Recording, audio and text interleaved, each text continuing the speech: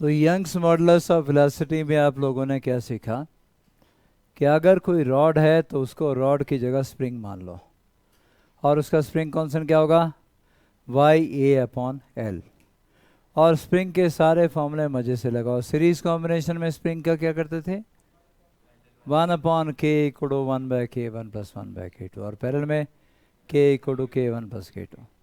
तो अगर सीरीज में दो रॉड लगी हो तो एक ही रॉड बन जाएगी आपकी, 1/k = 1/k1 + 1/k2, k1 y1 a1 upon l1, k2 y2 a2 upon l2। इसी तरीके से पैरेलल कॉम्बिनेशन में। चलिए भाई, अब हमारे पास है बल्क मॉडुलस ऑफ वेलोसिटी, और इस चैप्टर में हमारा प्रूव करने का काम क्या है कि हम लोग जिस दुनिया में रहते हैं उस दुनिया में स्प्रिंग के सिवा कुछ है नहीं। रॉड को एज ए स्प्रिंग प्रूव कर दिया हमने। अभी मैं प्रूव करने वाला हूं कि आपके पास कोई गैस हो या लिक्विड हो, वो भी स्प्रिंग है। और फिर उसके बाद क्या प्रूव करूंगा मॉडुलस ऑफ रिजिडिटी में, कि किसी सॉलिड की शेप चेंज करने की कोशिश करोगे तो वो भी स्प्रिंग की तरह बिहेव करेगा। मतलब हमारी दुनिया में सॉलिड, लिक्विड और गैसेस, यही तीनों हमारे आसपास हैं। अगर तीनों ही स्प्रिंग हो गए तो कौन बचा, कुछ नहीं बचा। जिस ग्राउंड के ऊपर आप चलते हो ऐसे, वो ग्राउंड भी एक स्प्रिंग है। अब जब मैंने इसके ऊपर स्ट्रेस लगाया ना, फोर्स तो लगाई ना, ग्राउंड दबा, एटम्स और मॉलिक्यूल दब गए, लेकिन जब मैं आगे चला गया तो वो वापस अपनी पोजीशन रिगेन करने के लिए आएंगे। बहुत देर तक ऑसिलेट करते रहेंगे। जिस बेंच पे तुम बैठे हो वहां से जब उठोगे तो बहुत देर तक वो मॉलिक्यूल ऑसिलेट करते रहेंगे ऊपर नीचे, अपनी ओरिजिनल लेंथ रिगेन करने के लिए। तो अब यहां आ रहा हूं जी, मेरे पास बल्क मॉडुलस ऑफ वेलोसिटी क्या होता है, hydraulic stress divide bye volumetric strain, या फिर क्या से बोल सकते हो, bulk stress divide bye bulk strain, volumetric stress divide bye volumetric strain, ऐसे ही बोल सकते हो। बी से रिप्रेजेंट करेंगे भाई इसको, और ये किसके बराबर होगा, force acting per unit area. पर यहां वॉल्यूम में चेंज हो रहा है, और मैंने बोला था स्ट्रेस को आप प्रेशर भी बोल सकते हो। तो force acting per unit area को जरूरत पड़ेगी तो प्रेशर बोल देंगे हम लोग। फिलहाल F/A, और volumetric strain delta V upon V, ये बना FV upon A delta V. Minus sign लगा रहा हूं यार, ये क्यों लगाया होगा बेटा माइनस साइन, देखो यहां भी लगाया, यहां भी लगाया। क्या ऑपोजिट,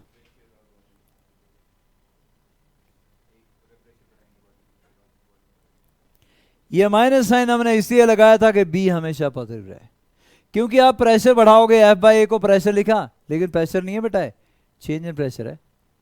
इस फोर्स जो आपने लगाई इसकी वजह से चेंज आया प्रेशर में, वो वाला है, टोटल प्रेशर नहीं है, चेंज इन प्रेशर। तो प्रेशर बढ़ाओगे तो डेल्टा P पॉजिटिव, लेकिन वॉल्यूम तो कम होगा ना, डेल्टा P नेगेटिव आएगा। वो नेगेटिव नेगेटिव ताकि प्लस हो जाए, इसलिए माइनस साइन लगाया। हम चाहते हैं कि B हमेशा पॉजिटिव रहे, वो नेगेटिव ना आए, B पॉजिटिव होगा हमेशा। उसको पॉजिटिव रखने के लिए हम लोगों ने नेगेटिव साइन लगाया है। अब यहां तो नहीं आ रहा भाई कुछ, क्योंकि F जब फाइंड आउट किया तो F क्या आ गया, -BA upon B into delta B आया, है ना। यहां तो नहीं आया F = KX, आया भाई कैसे, मान लो कोई गैस या कोई लिक्विड आपके पास इस सिलेंडर में है। किसमें भाई, ये सिलेंडर, अंदर क्या थी, गैस या लिक्विड, और ऊपर से आपने क्या लगाई, ये पिस्टन है बेटा, पे क्या है, पिस्टन। आपने फोर्स लगाई, एरिया A है, फोर्स लगाई और पिस्टन कहां पहुंच गया, पिस्टन पहुंच गया यहाँ पे। इससे तो वॉल्यूम चेंज हो गया। देखिए खुश हो रहा है, बोले चलो अच्छा वॉल्यूम चेंज हो गया। ऐसे होना चाहिए, मतलब छोटी छोटी बातों पर खुशी ढूंढ रहे हैं। बोले अच्छा वॉल्यूम चेंज हो गया, हाँ हाँ हाँ हाँ। और नहीं भी होता तभी तो नहीं खुश होता, नहीं। अगर हम बोलते कि वॉल्यूम चेंज नहीं हुआ, बोले अच्छा है, अरे क्या मजा आ गया बस, है नहीं कि नहीं। ये चैप्टर कौन सा चला बेटा, पी वाला काइनेटिक थ्योरी ऑफ सॉलिड्स। तो देखें भाई, ये पिस्टन बेटा यहां से यहां आ गया, मतलब वॉल्यूम में चेंज हो गया, कितना, area of cross section into Y distance से नीचे आया था ये, A इंटू वाई इज वो चेंज इन वॉल्यूम। तो यहां डाल दूं बेटा डेल्टा V की वैल्यू, ये बनेगा BA upon V into delta V, BA upon V into A into Y. क्या बन गया, BA² upon V into Y. B constant, area constant, volume almost constant. Liquid को कंप्रेस करना आसान नहीं है ना गैसेस को, जब बहुत सारी फोर्स लगाते हो तो थोड़ा चेंज है वॉल्यूम में आता है, और थोड़ा ही मैं एज्यूम कर रहा हूँ कि आया है, और आया है अगर तो बी ए स्क्वायर और वी कांस्टेंट, ये तो एफ इक्वल टू माइनस के वाई आ गया यार। वाई क्या है? डिस्प्लेसमेंट स्प्रिंग की। ये सारी गैस अंदर स्प्रिंग की तरह बिहेव कर रही है जो कि वाई डिस्टेंस से दबा हुआ है। एफ इक्वल टू क्या आ गया? माइनस के वाई रेस्टोरिंग फोर्स, ठीक है, माइनस के वाई, तो के कितना आ गया? B A square upon V. हर गैस हर लिक्विड स्प्रिंग की तरह बिहेव करता है, और उसका स्प्रिंग कांस्टेंट क्या बोलोगे?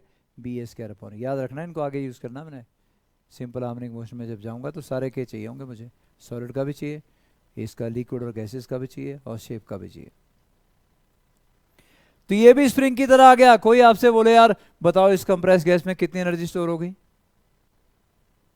कितनी? हाफ के वाई स्क्वायर यार।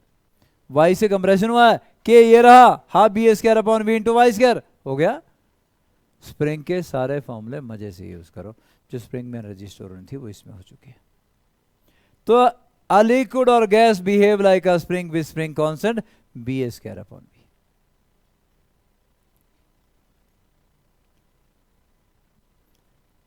तो कोई लिक्विड या गैस कोई होगा तो वो स्प्रिंग की तरह बिहेव करेगा।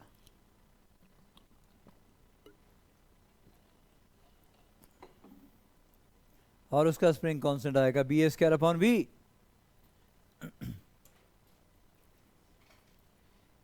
वाई लेंथ में चेंज किसके आता है बेटा? सॉलिड में आता है। बस पानी को थोड़ा पकड़ के खींच लोगे, क्या लेंथ बढ़ा दी मैंने, ये लेंथ कम कर लोगे, है ना बेटा। गैस को भी, ये गैस है, बोलो गैस पकड़ी जी मैंने लेंथ खींच दी, नहीं कर सकते ना। तो लेंथ में चेंज किसके आए? सॉलिड में। बोले Young's modulus is defined for solids only. लेकिन वॉल्यूम में चेंज गैस में भी आ सकता है, लिक्विड में भी आ सकता है, सॉलिड में भी आ सकता है।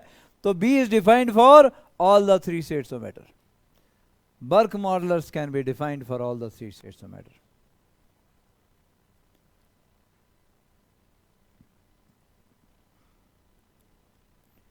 Bulk modulus of velocity can be defined for all the three states of matter. तुम्हारे लिए नोट नहीं करना है, नोट करना है तो बैठ जाना। 10⁻⁹ है ना बेटा?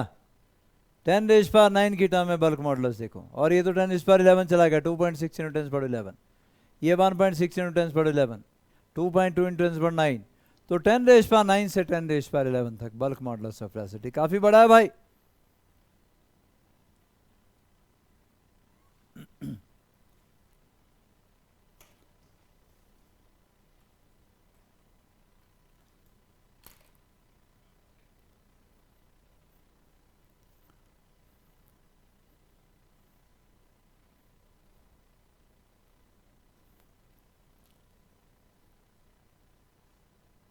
तो y सिर्फ सॉलिड के लिए डिफाइन किया जा सकता है, लेकिन bulk modulus of velocity solid, liquid, gases तीनों के लिए डिफाइन किया जाता है।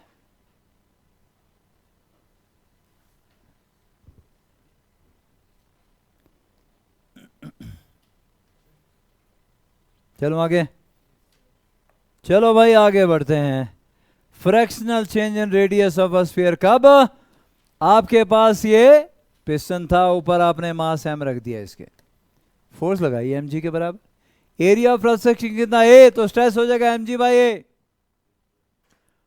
और उस स्ट्रेस से क्या हुआ कि अंदर क्या लिक्विड में एक ये स्फीयर था बेटा, ठीक, और स्ट्रेस क्या? पानी चारों तरफ से लगाता है, ऐसे नहीं होता कि ऊपर से बहाए तो ऊपर से ना, ये वाला स्ट्रेस वॉल्यूम को चेंज करने वाला स्ट्रेस चारों तरफ सेट करता है। लेंथ को चेंज करने वाला सिर्फ एक ही डायरेक्शन में ऐड कर रहा था, वॉल्यूम को चेंज करने वाला चारों तरफ सेट करेगा। कितना वॉल्यूम था बेटा स्फीयर का? 4/3πr³। एरर मेथड लगाइए, डेल्टा v अपॉन v, 4/3 में कोई भी एरर नहीं है, कोई चेंज नहीं होगा, पाई में कोई चेंज नहीं होगा, तो क्या लिखूंगा? 3 ΔR अपॉन r। तो ΔR अपॉन r अगर निकालना है तो 1/3 डेल्टा v अपॉन v। कोई बोले यार एक स्फेरिकल बॉडी थी अंदर भाई, ऊपर से हमने स्ट्रेस अप्लाई किया, वॉल्यूमेट्रिक स्ट्रेस है, बताओ फ्रैक्शनल चेंज इन रेडियस क्या होगा? यही होता है ना बेटा ΔR अपॉन r। तो फ्रैक्शनल चेंज इन रेडियस ये आ गया। डेल्टा v अपॉन v कैसे निकलेगा? बल्क मॉडुलस से। बॉडी का बल्क मॉडुलस आपको दिया हुआ क्या जी? Stress mg/a delta V upon B, पर डेल्टा वी अपॉन बी तो आ गया बचा एन जी अपॉन बी है, डेल्टा वी की वैल्यू डाल दो, ये आपके पास आ गया fractional change in radius of the body. तो जब आप वॉल्यूम को चेंज करने की कोशिश करोगे, स्फेरिकल कोई बॉडी है तो उसके रेडियस में भी बदलाव आएगा, चेंज आएगा, और आपसे कोई पूछ सकता है कि fractional change in radius find out करो, ये ज़्यादा नहीं होता लेकिन ये चेंज, इसलिए आप एरर मेथड अप्लाई कर सकते हो। 10% से कम के लिए एरर मेथड काम करता है, 5% तक के लिए बिल्कुल 100% काम करता है, 5 से ऊपर थोड़ा थोड़ा एरर आता है, तो 10% तक अप्रॉक्सीमेटली हम बोल सकते हैं कि काम करता है हमारा एरर मेथड वाला जो प्रिंसिपल है।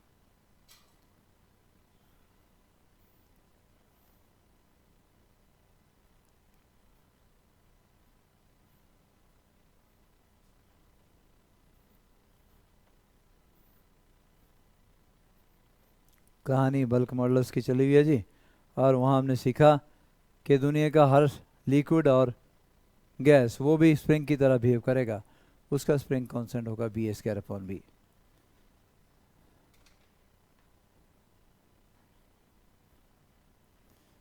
बाकी तो पता ही नहीं कि आजकल पढ़ रहा है क्या बेटा, काइनेटिक थ्योरी और क्या बेटा, कोट पेंट है लिक्विड्स।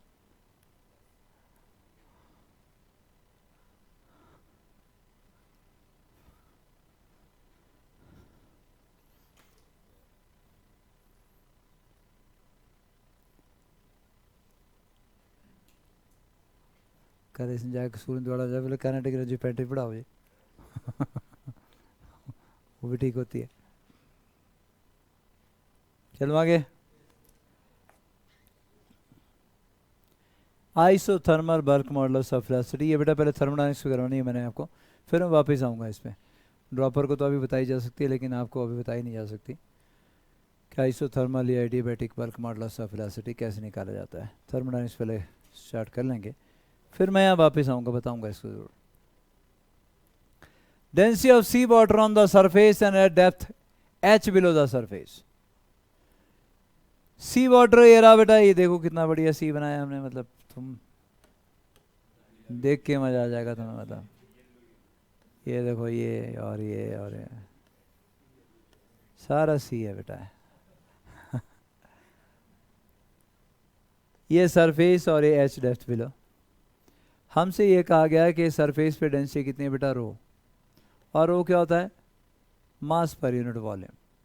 कुछ हम मास हमने यहाँ पे लिया, उसका वॉल्यूम भी था, सेम मास हमने यहाँ नीचे जब गया ना, सेम मास वहाँ पे लिया, और हम बोलेंगे जी वहाँ डेंसिटी चेंज हो गई, क्यों, अरे भाई प्रेशर बढ़ेगा, प्रेशर क्या होता है एच रो जी, इसके ऊपर जो लिक्विड है उसका प्रेशर बढ़ेगा, है ना, और नीचे प्रेशर होगा तो फिर चारों तरफ सेट करेगा वो प्रेशर, तो क्या करेगा, वॉल्यूम को कम करेगा, और वॉल्यूम हो गया वी माइनस डेल्टा वी। तो यार मास तो वही है ना बेटा, मास अगर वही है तो रो डैश को क्या लिखूंगा, M divide by V minus delta V बेटा, ऐसा। अब ये आ गया आपके पास, एक तो रो आ गया, एक रो डैश आ गया, दोनों को डिवाइड कर दो बेटा, ये रो डैश, ये भाई rho dash upon rho dash कितना था बेटा, M divide by V dash, और रो कितना था, एम डिवाइड बाय वी, है ना, एम एम कैंसिल हो गया, ये बना V divide by V dash, V divide by V minus बोलो डेल्टा वी। नीचे जब आए तो वॉल्यूम कम हो गया था, क्योंकि प्रेशर बढ़ा ना बेटा, वॉल्यूम कम हो गया। v से ऊपर डिवाइड करो 1 आ गया, v से नीचे डिवाइड करो, एक से ऑपरेशन करें तो इक्वलिटी चेंज नहीं होती, तो ऊपर आ गया 1, नीचे आ गया 1 minus delta v upon V, 1 minus delta v upon V आ गया ना बेटा, आया, आ तो गया, लेकिन अगर आप यहां देखोगे तो बल्क मॉडल्स क्या था, p divide by delta v upon V, minus sign छोड़ दिया मैंने, b पॉजिटिव लूंगा मैं, किसी हालत में v को पॉजिटिव रखूंगा, b क्या आया, p upon delta v upon V, तो बेटा डेल्टा v अपॉन वी क्या गया, p अपॉन वी, लिखूं डेल्टा v अपॉन वी को p अपॉन वी, लिख दिया p अपॉन वी। याद रखें हम एक और टर्म यहां डिफाइन कर रहे हैं, क्या, कंप्रेसिबिलिटी, और कंप्रेसिबिलिटी किसके बराबर होती है, inverse of bulk modulus of velocity, पर इसका मतलब कंप्रेसिबिलिटी बहुत ही स्मॉल होगी, क्यों, अरे बल्क मॉडुलस भाई 10⁻10 में था, तो कंप्रेसिबिलिटी 10⁻10 में चली जाएगी, c इज वेरी स्मॉल, तो c अगर छोटा है तो cp और छोटा हो जाएगा, फिर तो बायनोमियल भी अप्लाई कर सकते हो, कर सकते हो ना बेटा। मैं बोलना यहाँ पर ये चाहता हूँ कि आपके पास एक तो फॉर्मूला आ गया, रो डैश अपॉन रो, बिल्कुल आ गया जी, rho dash upon rho equal to 1 minus C P, क्या बेटा 1 माइनस सी पी, तो रो डैश आ गया भाई, rho upon 1 minus C P. कई बुक्स में आपको ये आंसर लिखा हुआ मिलेगा, लेकिन कई बुक में ऐसा आंसर भी लिखा हुआ मिलेगा जिसमें 1 माइनस सी पी ऊपर ले जाओगे तो क्या बनेगा, हमारे रेस पर -1, बानवे में लगा सकते हो। अरे सी बहुत छोटा है ना बेटा, तो आप बानवे में लगा सकते हो, और बानवे में लगाओगे तो क्या आएगा, rho dash upon rho equal to 1 minus C P whole raise पर -1, देख सकता हूं। बानवे में लगाऊंगा तो 1 प्लस सी पी, और rho dash equal to rho into 1 plus C P. बिल्कुल कई बुक्स में ये आंसर मिलेगा, ये भी सही है और ये भी सही है, दोनों एक साथ नहीं मिलेंगे। किसी बुक में ऐसा लिखा मिलता है कि रो डैश क्या होगा जी, नीचे density rho divided by 1 minus C P, सही है। और किसी बुक में आपको आंसर ऐसा मिलता है कि रो डैश क्या होगा जी, रो इंटू 1 प्लस सी पी, तो ये भी सही है। उसमें बानवे में लगाई हमने, इसलिए लगाई क्योंकि सी बहुत छोटा था, कोई शक नहीं इसमें कि सी छोटा है, क्योंकि 1/b के बराबर है और b 10 की पावर में।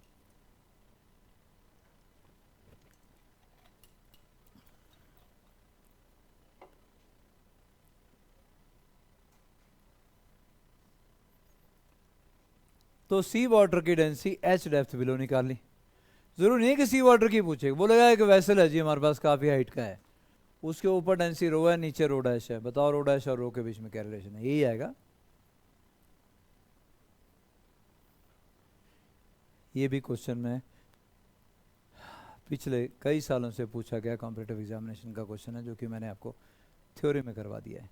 ये न्यूमेरिकल में पूछते हैं आपसे, दिया जाता है आपको रो, दिया जाता है कि रो इतना है जी, बल्क मॉडुलस दिया जाता है, चेंज इन प्रेशर आपको दिया होता है, आपको आंसर निकालना होता है।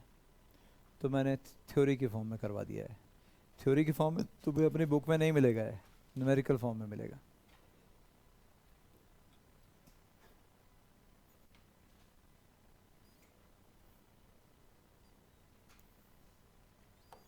ठीक हो गया जी।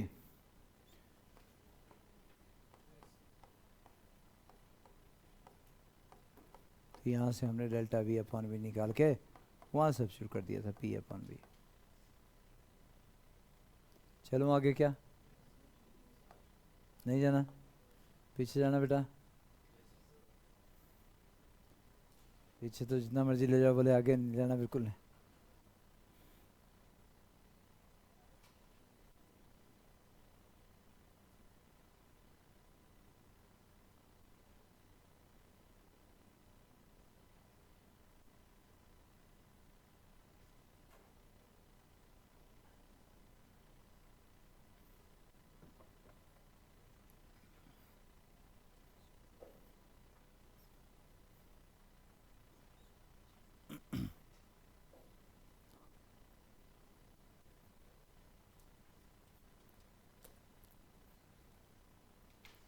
चलो आगे, हम बल्क मॉडुलस ऑफ वेलोसिटी कर रहे हैं, और वहाँ पे हमने बताया कोई गैस या कोई लिक्विड स्प्रिंग की तरह बिहेव करेगा जिसका spring constant B S square upon V होगा। और अब हमारे पास आ गया मॉडुलस ऑफ रिजिडिटी, शेप में change, modulus of rigidity shape में चेंज के लिए यूज करते हैं हम लोग। और देखिए क्या, eta shear stress upon shear strain बेटा, shear stress F divide by कौन सी फोर्स, टेंजेंट के अलोंग जो लगी, और कौन सा एरिया, यही वाला एरिया जिसमें फोर्स टेंजेंट के अलोंग लगाई गई है, ये ऊपर वाला एरिया, सामने वाला नहीं। जैसे बुक है और बुक के ऊपर फोर्स लगाते हो तो ये फोर्स और ऊपर वाला ही एरिया, यहां फोर्स लगाई तो ये वाली फोर्स और ये ऊपर वाला एरिया। और उससे क्या हुआ, उससे ये वाला फेस जो यहां था वो यहां पहुंच गया बेटा, थीटा डिस्टेंस आ गया थीटा एंगल से, F divide by into theta, F divide by, और थीटा क्या आ जाएगा, delta L upon L. Delta L क्या बेटा, शिफ्ट इन लेंथ, ये जैसे है ना, तो ये एल से, डेल्टा एल से आगे शिफ्ट हो गया, एल ये है, और थीटा क्या आ जाएगा, डेल्टा एल अपॉन एल, लिख दिया हमने डेल्टा एल अपॉन एल। लेकिन डेल्टा एल क्या बेटा, चेंज इन लेंथ नहीं है, इंक्रीज या डिक्रीज इन लेंथ नहीं है, शिफ्ट इन लेंथ है। तो ये आ गया आपके पास, एफ निकालो यहां से, eta A upon L into delta L, ये फिर बन गया क्या, डेल्टा एल, ये तो स्प्रिंग वाला लॉ है यार, तो जब आप शेप में चेंज करने की कोशिश करोगे तो बॉडी शेप में चेंज को रेजिस्ट करेगी, स्प्रिंग की तरह बिहेव करेगी, और उसका स्प्रिंग कांस्टेंट क्या लिखोगे? ईटा ए अपॉन एल के बराबर लिखोगे।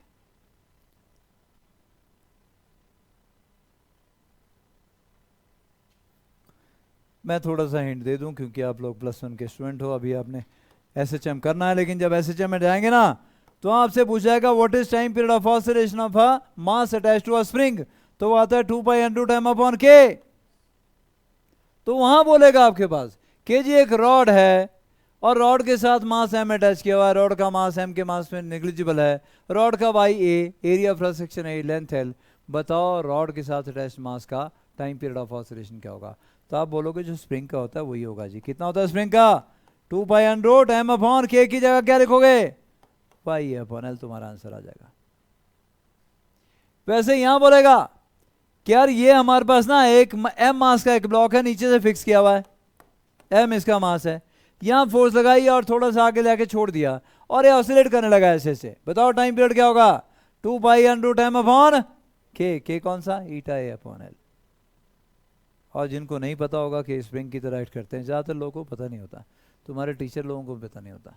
नहीं, ऐसा नहीं बोलना चाहिए, मुझे पता होता है, लेकिन चलो बताते नहीं, तुम्हें जानबूझ के मेरे को एडिट करना पड़ेगा मरवा दिया तुम लोगों ने सेंटीमेंट करके। तो सबको पता होता है, लेकिन बस ये है कि आप लोगों को अप्लाई करना आना चाहिए, अप्लाई करना आना चाहिए कि स्प्रिंग के जो भी फंडे हैं वो रॉड के ऊपर लगाओ, लिक्विड के ऊपर लगाओ, गैस के ऊपर लगाओ, shape in change in shape में लगाओ, और अपने क्वेश्चन को एसएचएम में जाके बड़े बड़े क्वेश्चन कर रहे हो तो बड़े बड़े सोल्यूशन पेज भर रहे हो तो लोग कख नहीं करना है यार, के याद रखो ना, गैस का के याद रखो, लिक्विड का के याद रखो, और रॉड का के याद रखो, या शेप में चेंज हो रहा है उसका के याद रखो, सीधा आंसर उसमें फीड करो, ठीक है।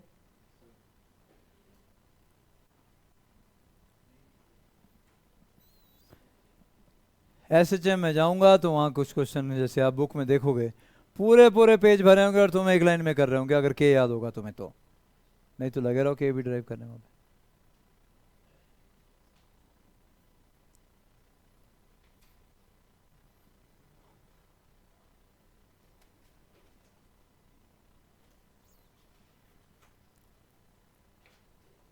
और के की वैल्यू भी कोई कम नहीं है, 10⁹ के ऑर्डर किया बेटा, 25, 36 पर 2, 10⁹ यहाँ तो 10⁻11 में भी चलेगी टंगस्टन की। तो के हो, ईटा हो, बी हो, ईटा हो या वाई हो, सभी की वैल्यू 10⁸ to 10⁻11 की रेंज में वेरी कर रही है, बहुत बड़ी है मतलब। तो आपने देख लिया, शेप में चेंज करने की कोशिश करोगे तो वो बॉडी भी स्प्रिंग की तरह एक्ट कर रही है, spring constant eta A upon L. चलो आगे, पॉइजन रेशियो बेटा, पॉइजन जहर, तो ऐसे होते थे बेटा इन अंग्रेजों के नाम देखो, और यहाँ पे अगर कोई रखता तो क्या रखता? जहर सिंह,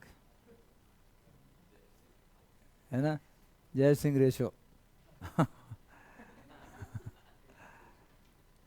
तो हम लोगों को मौका अब मिलेगा एक्चुअली कि हम लोगों के नाम से भी कुछ पब्लिश हो, थोड़ा बहुत है, ज़्यादा नहीं।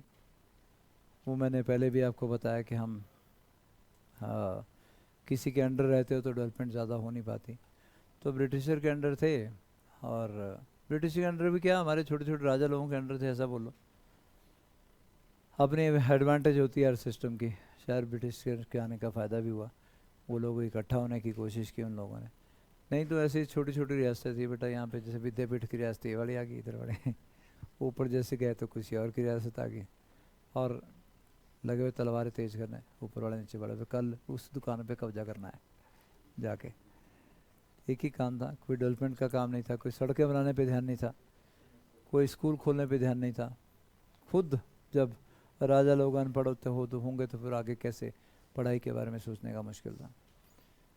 पर चलो आहिस्ता आहिस्ता इंडिपेंडेंस के बाद थोड़ा इस पे ध्यान दिया गया, और सिस्टम अभी भी बहुत सही नहीं है, आने वाले टाइम में सही करना पड़ेगा, क्योंकि अभी भी हम लोग जो इंजीनियर बना रहे हैं या फिर डॉक्टर बना रहे हैं, तेरे नाक में रस्सी मतलब शुभ प्राणी, 10वीं प्राणी। हाँ, अच्छा। तो हम अभी भी किताबी कीड़ा बना के मार्केट में फेंक देते हैं हमारे इंजीनियरिंग कॉलेज में, और ऐसे ही शायद कुछ दूसरे प्रोफेशन में भी हो रहा है, जो कि गलत है। और बाहर डेवलप कंट्री में और हमारे यहाँ यही फ़र्क है, क्योंकि इंजीनियरिंग में प्रोजेक्ट करते हैं, है ना बेटा, तो प्रोजेक्ट सभी को करना पड़ता है, उनको वहाँ भी बाहर भी करते हैं, हम लोग यहाँ भी करते हैं। लेकिन हमारे यहाँ पे पीएचडी में भी प्रोजेक्ट एक मिलता है, थीसिस लिखना पड़ता है। लेकिन हमारे यहाँ और वहाँ में फ़र्क ये है कि वो अपना मेहनत करते हैं कि मुझे नया कुछ करना है, यहाँ चिपकाते हैं। ऐसा नहीं कि एक आधा, सारे सारे। मेरे बारे में बात बिल्कुल नहीं करनी। अरे रिकॉर्डिंग हो रही है अभी। बेइज्जती करेगा क्या? तो ये फ़र्क है, और ये फ़र्क जिस दिन दूर हो जाएगा उस दिन हमारे नाम भी आने शुरू हो जाएंगे। चौहान रेशो आ जाएगी, हैं? और क्या आ जाएगी बेटा? देंगटा ratio.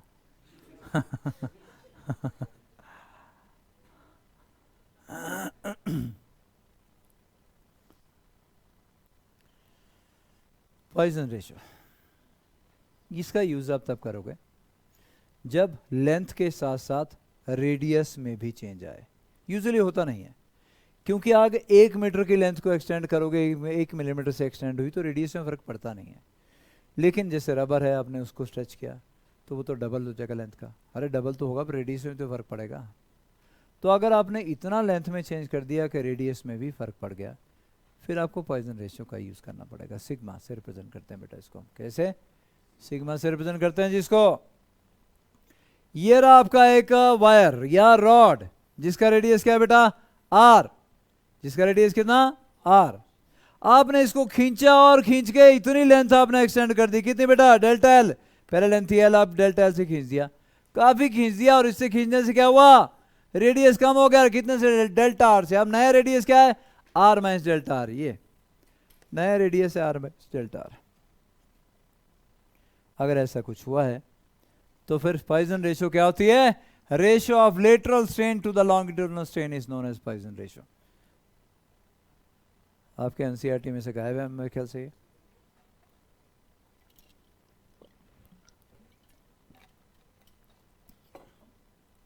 Ratio of lateral strain to the longitudinal strain, now this is known as Poisson ratio. अब ये लेटरल स्ट्रेन क्या होता है भाई? अबे डेल्टा आर अपॉन आर को बोलेंगे भाई, delta R change in radius divided original radius.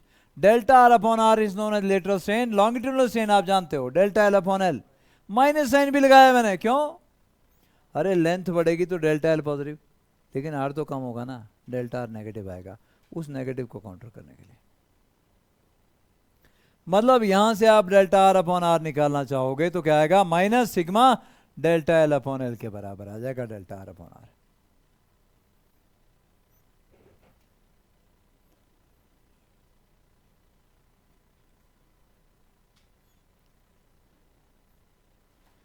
तो यहां क्वेश्चन आपसे कोई ऐसा पूछ सकता है कि what is relation between volumetric strain, lateral strain and Poisson ratio.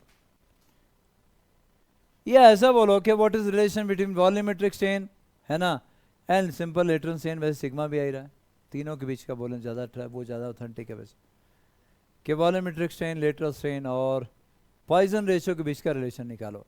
तो रिलेशन निकालने के लिए हमने एक रॉड ले ली बेटा, देखो समझ लो पहले, ये रॉड ले ली जिसकी लेंथ एल थी।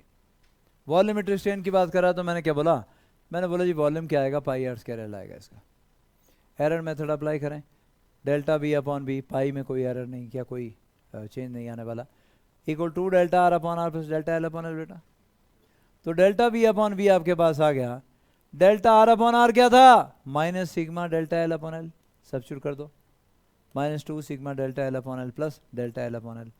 Delta L upon L common आ गया, कॉमन आ गया, अंदर क्या है? 1 - 2 sigma. This is relation between volumetric strain, longitudinal strain and sigma. ये रिलेशन आ चुका है। एक वायर कंसिडर की जिसका रेडियस आर था, जिसकी लेंथ एल थी, उसका वॉल्यूम आ गया पाई आर स्क्वायर एल, और फिर हमने एरर मेथड लगा दिया जी, फ्रैक्शनल एरर या fractional change delta V upon V, 2 delta R upon R, power 2 है ना बेटा, 2 डेल्टा आर अपॉन है और इसकी पावर 1 है, 1 डेल्टा एल अपॉन एल। हमने क्योंकि relation delta L upon L का चाहिए तो डेल्टा आर अपॉन आर गायब कर दिया जी, यहाँ से कितना आ गया, minus sigma delta L upon L, सब छुट गया, आ गया ये।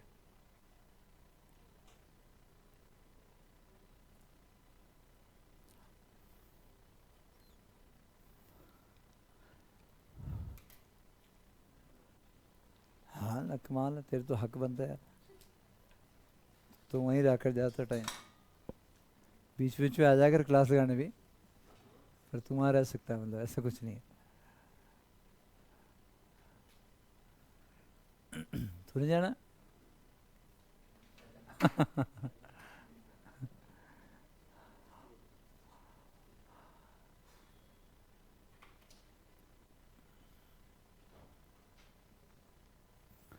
तो relation between volumetric strain, longitudinal strain and sigma आ गया बेटा। अब एक क्वेश्चन इसका बताऊं आपको जो बार बार कई बार पूछा गया है, और वो क्या है कि जी एक मटेरियल है उसका सिग्मा जो है ना 0.5 है, बताओ फ्रैक्शनल चेंज इन वॉल्यूम क्या होगा? 0। There will be no fraction change in volume, there will be no fraction change in volume when 1 minus 2 sigma equal to 0 या सिग्मा इक्वल टू 1/2 या 0.5। तो अगर कोई ऐसा बोले कि जी हमारे पास एक वायर है और उसका सिग्मा 0.5 है, बताओ फ्रैक्शनल चेंज इन वॉल्यूम क्या होगा जब उसके ऊपर हमने स्ट्रेस अप्लाई किया? 0, there will be no fractional change in volume. तो किसी मटेरियल का सिग्मा 0.5 हो, उसमें वॉल्यूम में फ्रैक्शनल चेंज इन वॉल्यूम 0 हो जाएगा। आइए आइए आइए, कमाल है, अरे कमाल कर दिया तुम तो, मतलब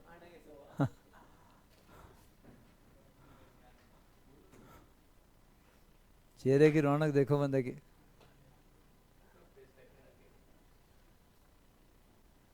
चलने का अंदाज ही चेंज हो गया हुआ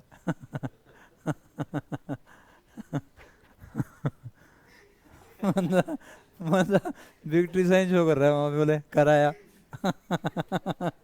हाथ धो गया क्या लड़ाई लड़ाई भी क्या होता भाई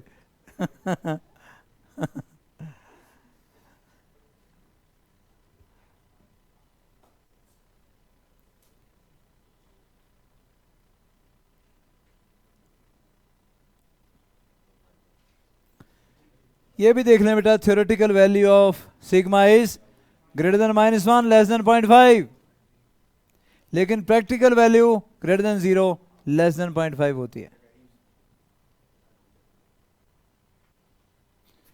प्रैक्टिकली 0 और 0.5 के बीच में वेरी करता है कौन? सिग्मा।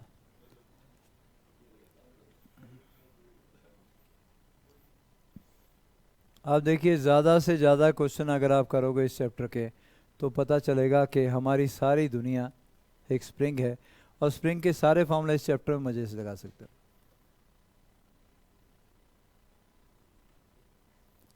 तू क्यों रो रहा? तू नहीं जाना भाई? ये भी विक्ट्री साइन शो करना चाहता है आगे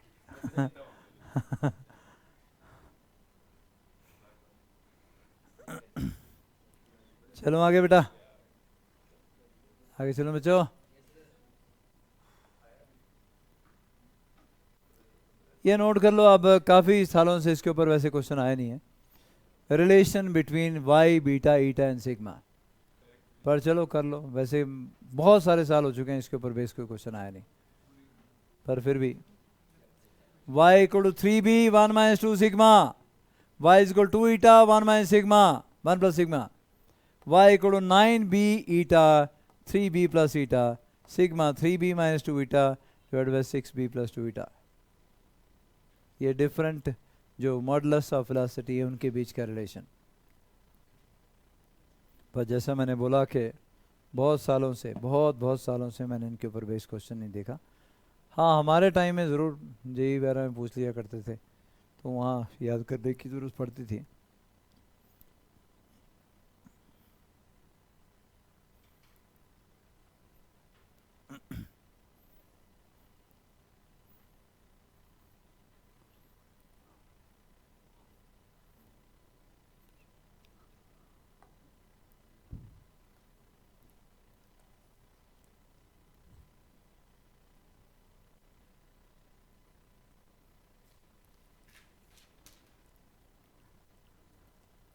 चलो थोड़ा सा रिलीव हुआ मैं कि तुम्हारे अभी स्कूल के एग्ज़ाम में, नहीं तो पंगा हो जाता है। तुम लोग पता क्या करते हो फिर, तुम लोग ऐसा नहीं कि हमारी तैयारी नहीं है, जो बंदे ने कराया नहीं, सिलेबस नहीं कराया, हम कैसे मतलब सारा के सारा सिर पे ठोक देते हैं। तेरे तो नहीं हो रहे पेपर में, ये बड़ा बोलता है नहीं, जो बोलेगा मेरे को बता के रखना, पहले इंतजाम करके रखेंगे हम, बोलेगा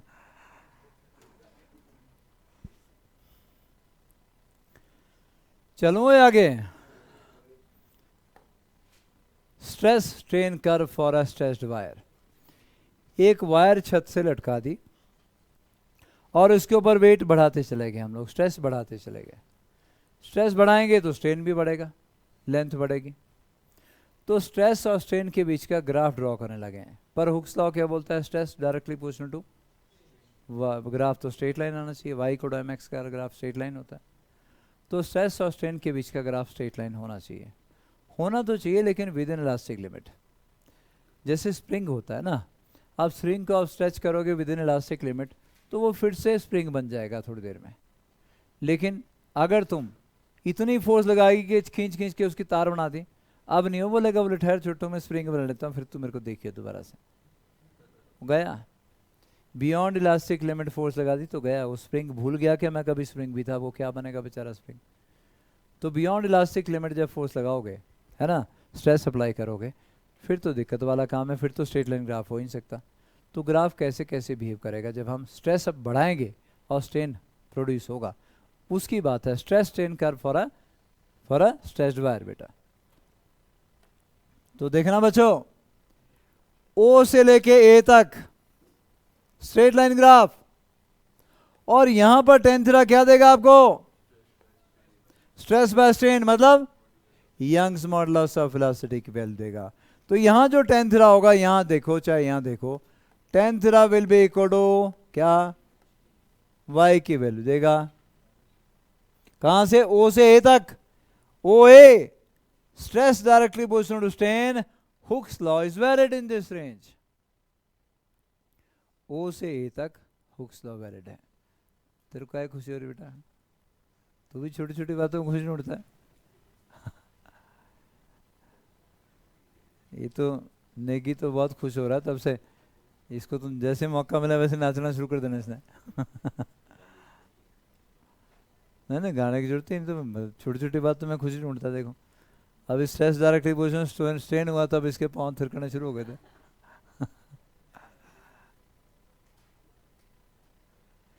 तो ओ से ए तक बेटा क्या, Hooke's law is valid, stress directly position to strain बचा।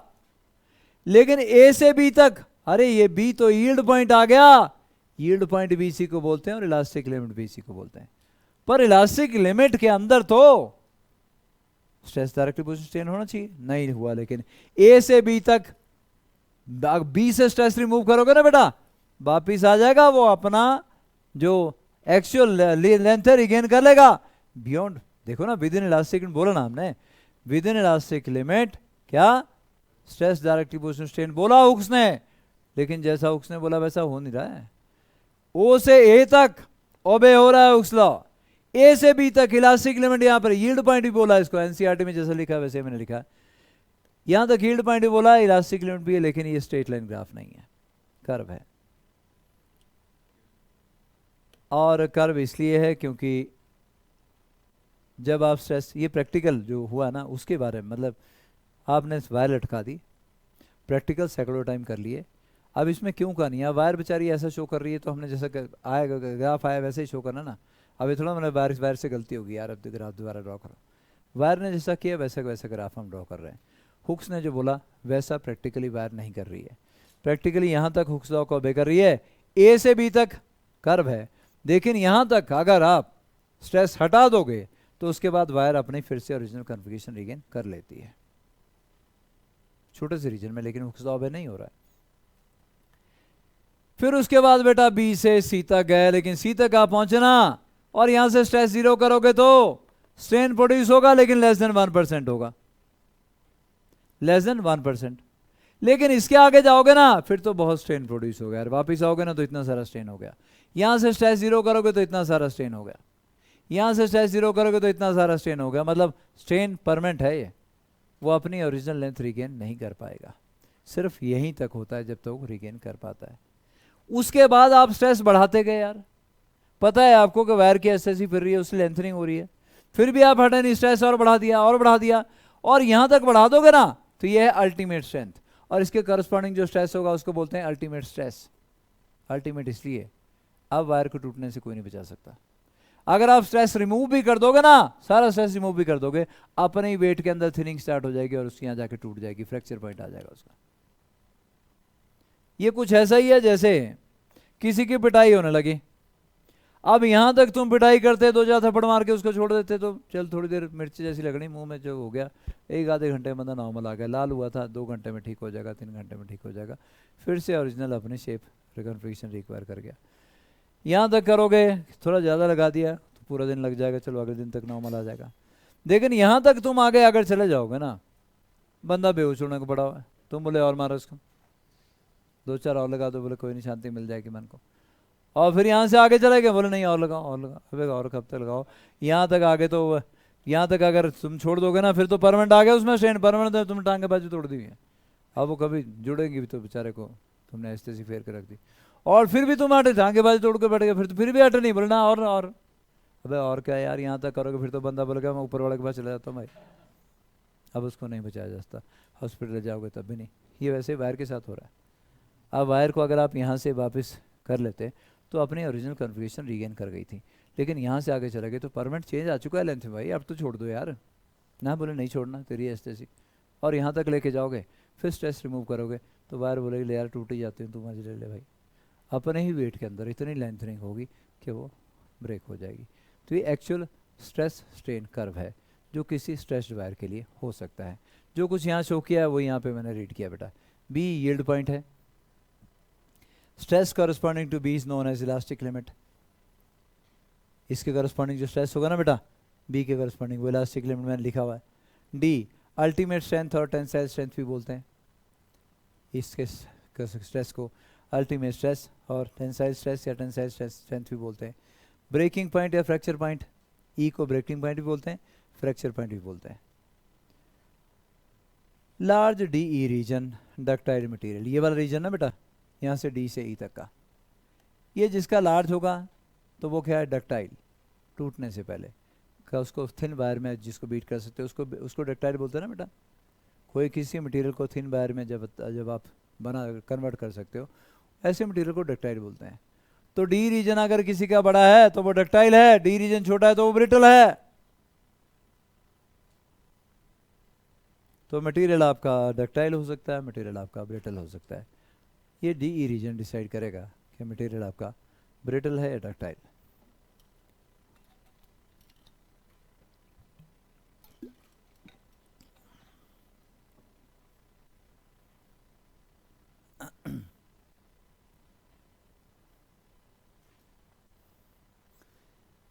ये ग्राफ जैसे मैंने तुम्हारे एनसीईआरटी में था वहाँ से उठाया, जो टर्म्स उसने यूज़ की वैसे यूज़ किया, पर तुम्हारी किसी और में बुक में कोई और टर्म भी हो, नाम अलग हो सकता है, वो नाम भी मैंने लिखे हुए है ना बेटा।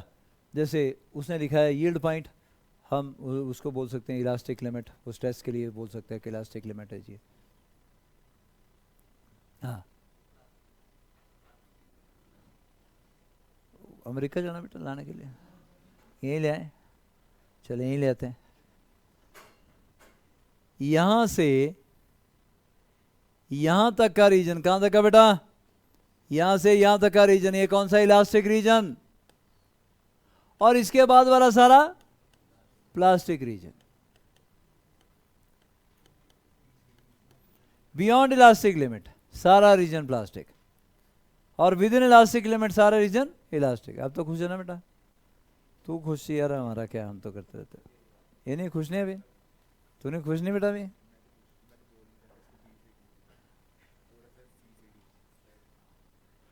अच्छा तेरे को भी दुश्मनों की जरूरत है नहीं वैसे अपने काफी है ऐसे फेरने के लिए, और रगड़ेंगे किस देर को कुछ दिन से। ये तो चाह रहे हैं कि इसको बड़े फटड़ होकर जाए यहाँ से। वो यार तुम मेरे वीडियो के इस्तेमाल कर रहे हो, फिर एडिटिंग करनी पड़ेगी। पिछली क्लास में भी ऐसा ही किया उन छोकरों ने, सारा वीडियो तभी अपलोड नहीं किया।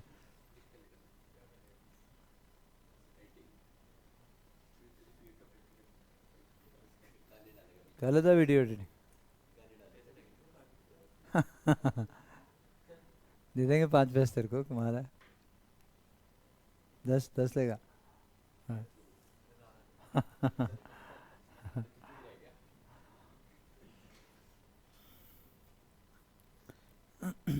क्या क्या कर लेते हो, मतलब कौन सा सॉफ्टवेयर तेरे पास एडिटिंग के लिए? नहीं फिर भी नहीं, मैं तो वैसे बोल रहा हूँ बेटा, मैंने नहीं करवानी तेरे से। मेरे को सब कुछ आता है। इन शॉर्ट, मैं कंप्यूटर तब से यूज़ कर रहा हूँ जब तुम पैदा भी नहीं हुए थे। सही बोल रहा हूँ।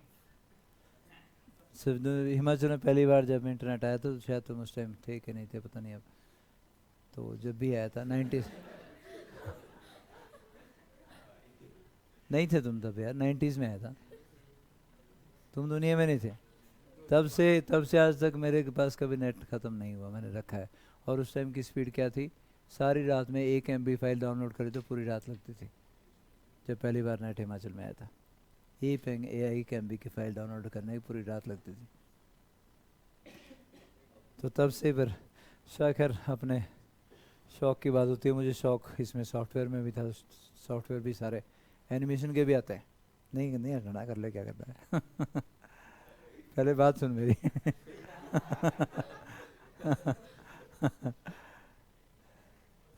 कर लिया बेटा, नोट कर लिया तुम लोगों ने?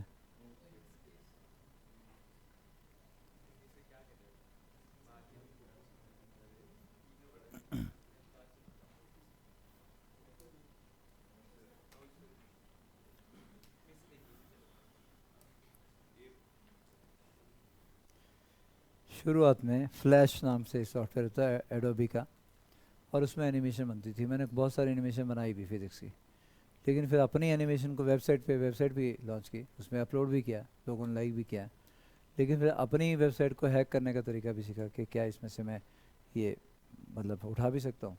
आराम से उठा लिए, उसका बनाने बंद कर दिए। मैं कहता तो कोई भी उठा लेगा।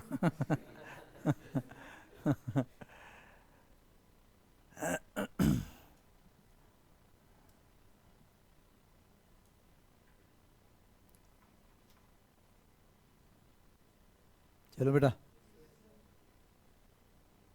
चिंपो बाकी नोट कर लियो।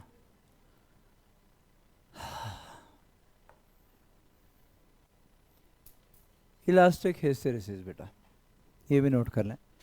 इलास्टिक हिस्टैरिसीस से पहले ये लिखो बेटा, इलास्टोमर लिखो पहले। पहले ये नोट करना आपने, इलास्टोमर क्या होते हैं।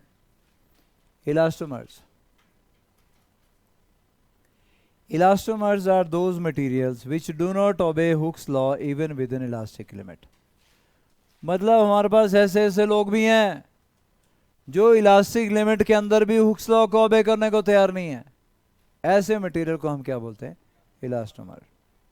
हाँ, ओरिजिनल लेंथ फिर रिगेन कर लेंगे विदिन, क्योंकि विदिन इलास्टिक लिमिट जो है, लेकिन हुक्स लॉ को नहीं मानेंगे अगले। मतलब stress strain graph straight line नहीं होगा। कौन है बेटा? रबर है ना, रबर भी है। और आयोटा तुमने बायो वालों को जानते हो, हमारी आर्टरीज जो है हार्ट के, है ना, तो वो भी इलास्टोमर है। और ये हुक्स लॉ को ओबे नहीं करते। तो elastomers are those materials which do not obey Hooke's law even within elastic limit. और होना क्या चाहिए था? स्ट्रेस स्ट्रेन का स्ट्रेट ग्राफ, स्ट्रेट लाइन होना चाहिए था ना, स्ट्रेट लाइन नहीं। ऐसे क्या, देखो डांस करता हुआ। चल डांस करता हो गया तो वापिस इस रास्ते तो आ जा। जब स्ट्रेस रिमूव किया तो इस रास्ते वापिस तो आ जाया ना, वापिस भी नहीं आ रहा, वहां से वापिस कहीं और से आ रहा है। लेकिन स्ट्रेन जीरो हो गया फाइनली। देख पा रहे हो ना बेटा, स्ट्रेस जब आपने बढ़ाया तो बढ़ा, लेकिन स्ट्रेट लाइन ग्राफ कहीं भी नहीं है। और जब स्ट्रेस को हमने कम करना शुरू किया तो वो कहीं और से आ रहा, कोई रास्ता ही बदल दिया, किसी और रास्ते से आ रहा, और फाइनली स्ट्रेन जीरो कर लिया। यही तो चाह रहे थे हम कि विद इन इलास्टिक लिमिट है, परमानेंट स्ट्रेन नहीं होना चाहिए। नहीं हुआ परमानेंट स्ट्रेन, लेकिन उसने हुक्स लॉ को ओबे नहीं किया और एक एरिया भी कवर अप कर लिया।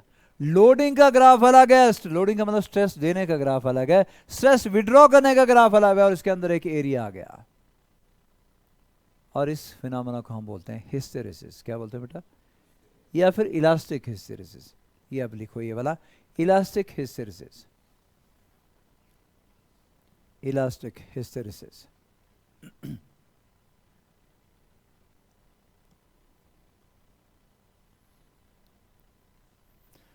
तो रबर के लिए ग्राफ कैसा आ गया बेटा? ऐसा आ गया, या फिर यहां भी ड्रॉ किया हुआ ऐसा आ गया। अलग अलग लोगों ने किया है, यहाँ एरिया थोड़ा कम है, वहां एरिया थोड़ा ज्यादा है।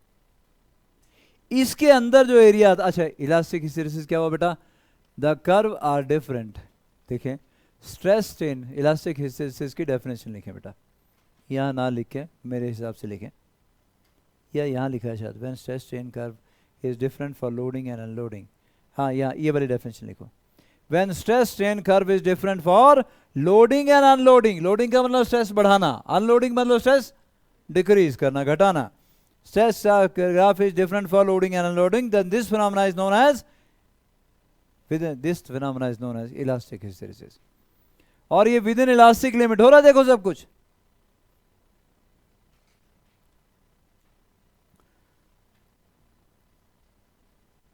तो when stress strain curve is different for loading and unloading, even within elastic limit, then this phenomena is known as elastic hysteresis.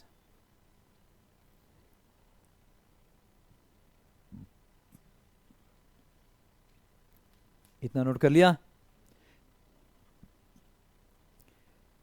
तीसरे नंबर पे फिर ये नोट करना है, area under hysteresis curve is directly proportional to loss of energy in the form of heat. तीसरे number पे क्या note करना है? एरिया के बारे में।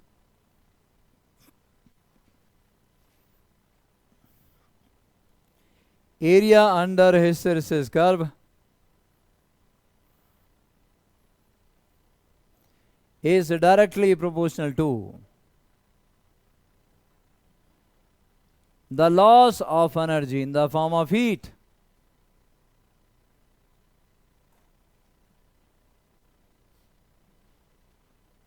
जिसमें एरिया बड़ा होगा उसमें more loss of energy in the form of heat होगा, जिसका एरिया कम होगा उसमें less loss of energy in the heat होगा।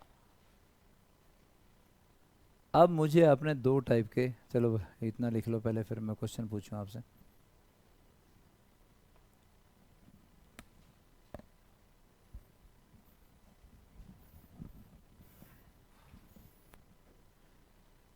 अब मुझे आप लोगों ने एक क्वेश्चन का आंसर करना है, और वो क्वेश्चन है बेटा कि मुझे दो टाइप के रबर चाहिए। रबर कई टाइप का होता है, अलग अलग हिस्टेरेसिस एरिया भी होते हैं डिफरेंट रबर के। एक ये है रबर, एक ये है। मुझे दो डिफरेंट पर्पस के लिए चाहिए। पहले मुझे रबर चाहिए कि एक बिल्डिंग में एक हैवी मशीन लगनी है, और मशीन ऑपरेट करती है तो ऑब्वियस सी बात है उसके पार्ट्स हैं, वाइब्रेट करते हैं, वाइब्रेशन प्रोड्यूस होती हैं, ठीक है। और हम अगर मशीन को डायरेक्ट फ्लोर पे रखेंगे ना तो वाइब्रेशन फ्लोर पे जाएगी, एटम्स और मॉलिक्यूल लगातार वाइब्रेट करते रहेंगे, एम्पलीट्यूड कई बार बढ़ेगा, बॉन्ड टूटेंगे तो वीक होता जाएगा स्ट्रक्चर, और कुछ सालों में टूट भी जाएगा। जैसे ब्रिजेस के साथ होता है वैसे बिल्डिंग के साथ भी होना है, बिल्डिंग ख़त्म हो जाएगी आपकी। तो ये ऐसा नहीं होता कि आपने फैक्ट्री सेटअप के लिए बिल्डिंग बना ली है फिर उसमें कहीं भी आपने मशीन लगा दी है। बहुत मतलब एक अकल वाला प्रोसेस होता है जो कि आपको, ताकि आपकी बिल्डिंग की लाइफ चलती रहे। तो ऐसी मशीन के नीचे आपको एक रबर रखना है।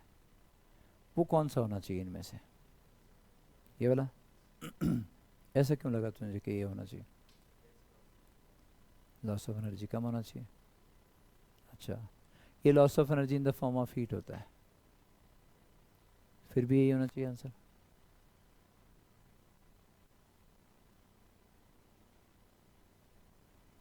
तूने क्वेश्चन ध्यान सुना ही नहीं तो कान के नीचे खाएगा मेरे से। 25 किलो तो बता यार।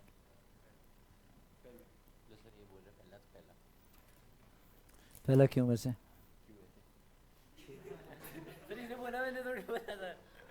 तो बोला क्यों?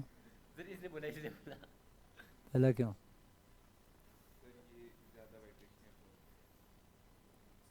देखिए बिल्डिंग को बचाना है हमें और बिल्डिंग से वाइब्रेशन नहीं पहुंचानी है, तो सारी एनर्जी की एब्जॉर्ब करनी पड़ेगी और उसको हीट की फॉर्म में लॉस करना पड़ेगा। आपको ऐसा रबर चाहिए जो मशीन की सारी एनर्जी एब्जॉर्ब कर ले, एब्जॉर्ब करने के बाद हीट में कन्वर्ट करके एटमॉस्फेयर में फेंक दे, लेकिन फर्श तक वो वाइब्रेशन ना पहुंचे।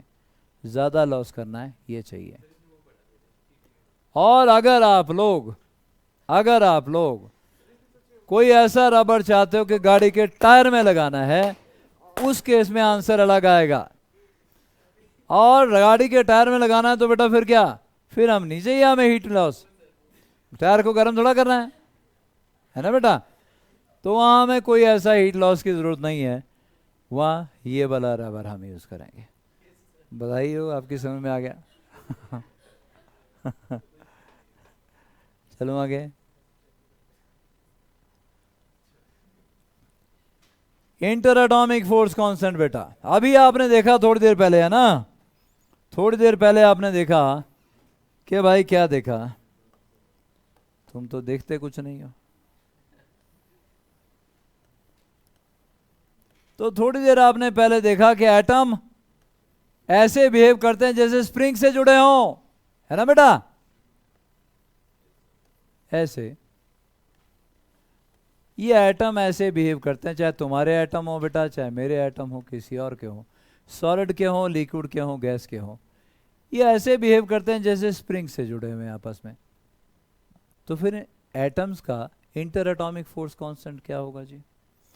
इन स्प्रिंग का, जो एटम का आपस का स्प्रिंग होते हैं, दे keep on oscillating like this. हमेशा बोला मैंने आपको, कोई आपको दीवार के एटम स्टेशनरी दिख रहे हैं, वो स्टेशनरी नहीं है। इस रूम टेम्परेचर पे they are oscillating like this, और ऐसे बिहेव कर रहे हैं जैसे स्प्रिंग से बंधे पड़े हो, ना दूर जा सकते क्योंकि दूर जाएंगे तो अट्रैक्शन शुरू हो जाएगी, ना एक डिस्टेंस से नज़दीक आ सकते हैं, नज़दीक आएंगे तो रिपल्शन चालू हो जाएगी। So they keep on oscillating like this. तो उसका कोई अगर इंटर एटॉमिक फोर्स कांस्टेंट आपसे पूछे तो वो क्या आता है? वाई आर नॉट के बराबर। वाई तो आ गया बेटा क्या? यंग्स मॉडुलस मटेरियल का, एटम का नहीं होता, यंग्स मॉडुलस मटेरियल का होता है ना, तो यंग्स मॉडुलस मटेरियल का। लेकिन आर नॉट क्या है? Inter atomic distance, equilibrium distance, जहां बॉन्ड बनता है, बॉन्ड लेंथ जिसको आप बोलते हो, दो एटम के बीच में जो डिस्टेंस जितने पे बॉन्ड बनता है, वो ये वाला distance R naught, equilibrium interatomic separation भी बोलते हैं। तो K equal to Y R naught के बराबर एटम के बीच में जो स्प्रिंग होता है, अगर कोई पूछे उसका स्प्रिंग कांस्टेंट कितना है, तो वाई आर नॉट के बराबर Y is Young's modulus of velocity of the material and R naught is equilibrium interatomic separation.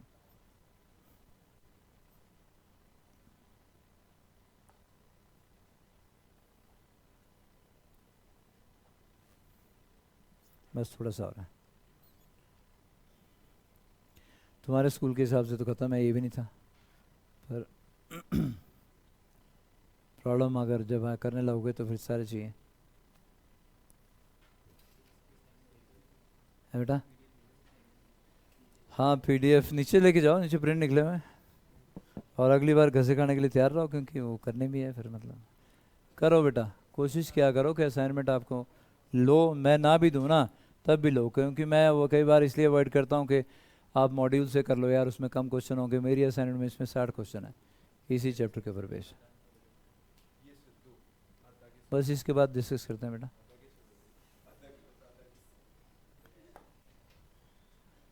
Relation between, last हमारे पास है रिलेशन बिटवीन। देख क्या खुश हो रही लड़की, बोले अच्छा अभी मेगा टेस्ट भी डिस्कस होना है। ऐसे होना चाहिए, पर जज्बा होना चाहिए अंदर से, होना है बेटा, होना है डिस्कस। नेगी क्या पढ़ रहे बेटा? भूल गया।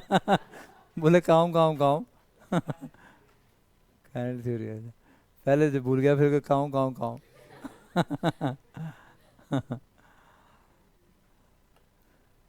Relation between angle of shear and angle of twist.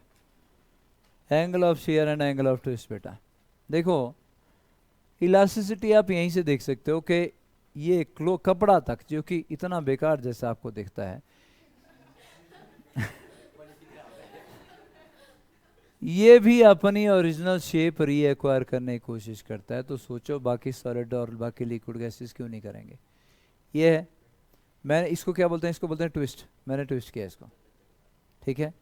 ये ट्विस्ट किया ना बेटा, और ट्विस्ट किया और ये इसको रेजिस्ट कर रहा है ट्विस्ट को, ओरिजिनल कन्फिगरेशन फिर रिगेन कर गया। तो कपड़ा तक ये होते हैं छोटी छोटी बातों में खुशी ढूंढने वाला है। नहीं तू खुशी नहीं हुआ यार, हद होगी। खाऊं खाऊं खाऊं। तो ये भी अपनी ओरिजिनल कन्फिगरेशन रिगेन करने की कोशिश कर रहा। भाई स्टील रॉड या रबर रॉड या कोई और रॉड क्यों नहीं करेगी, वो तो करेगी। तो अगर आपके पास कोई रॉड है ऐसे और आप यहां से ट्विस्ट करोगे, है ना, तो नीचे से जो पॉइंट ट्विस्ट कर गया उसको तो बोलेंगे एंगल ऑफ ट्विस्ट। लेकिन यार ये यहीं से ट्विस्ट थोड़ा करेगा बेटा, ये तो पूरा शेयर करेगा ऊपर तक। मरोड़, जैसे मरोड़ा दिया जाता है कपड़े को दिया, वैसे ही नीचे वाला पॉइंट ज्यादा डिस्टेंस से घूमेगा। देखो ये वाला पॉइंट, ये वाला पॉइंट इतने से घुमा दिया मैंने, लेकिन ऊपर वाला नहीं घुमा। ऊपर वाला कांस्टेंट है, कब बहुत कम से घुमा है। तो ऊपर वाले एंगल को बोलते हैं एंगल ऑफ शेयर, जितने से ऊपर वाला घूमेगा। नीचे वाले को बोलते हैं angle of twist, angle of share, और नीचे वाले को एंगल ऑफ ट्विस्ट। ये रहा, ये पॉइंट ए था बेटा। आपने इस सिलेंडर को ऐसे घुमाया, ऐसे पकड़ के, और पॉइंट ए कहां पहुंच गया, ए डैश पे पहुंच गया। ए से ए डैश पे पहुंच गया, इसको बोलते हैं angle of twist. Theta is angle of twist. लेकिन यहां जो ज्वाइन कर रहा है पॉइंट ऊपर ना, ये पहुंचा यहां तक। अब ये जो एंगल होगा इसको क्या बोलते हैं, एंगल ऑफ शेयर। तो ये एंगल ऑफ ट्विस्ट और ये एंगल ऑफ शेयर, दोनों के बीच में रिलेशन निकालना है अपने को। ये सिलेंड्रिकल रॉड हमारे पास, इसकी लेंथ है बेटा L और इसका रेडियस है R। बोलो थीटा क्या होगा, आर्क अपॉन रेडियस। थीटा होगा arc A dash upon R। Theta is a dash upon R। यहां से ए डैश निकालो बेटा, R थीटा आ गया। आर्क निकाल ली, R थीटा आ गया। अब यहां देखो ये फाई क्या होगा, आर्क। अरे आर्क तो वही है यार, ए डैश, लेकिन रेडियस अब कितना हो गया, एल के बराबर हो गया, लेंथ के बराबर हो गया। तो फाई क्या आएगा, ए डैश अपॉन एल। फाई आएगा ए डैश अपॉन एल। तो ए डैश कितना आ गया, एल फाई। अरे भाई ये भी ए डैश, ये भी ए डैश। अरे दोनों को इक्वेट करना ना यार, इक्वेट करोगे तो क्या आ गया, R theta equal to L phi. This is relation between angle of twist and angle of shear. Relation between angle of twist and angle of shear तक निकाल लिया हम लोगों ने।